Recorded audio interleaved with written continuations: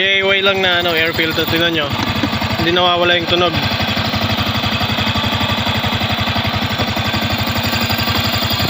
Ito foam lang.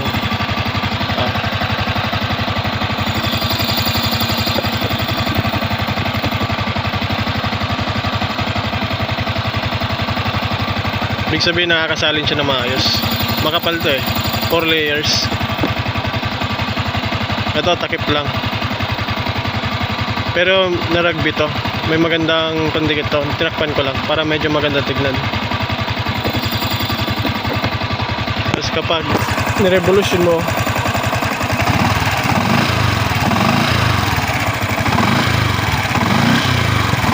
gumagalaw yung foam. Talagang humihigop siya. Mas nakikita sa personal eh. Ayan, DIY lang.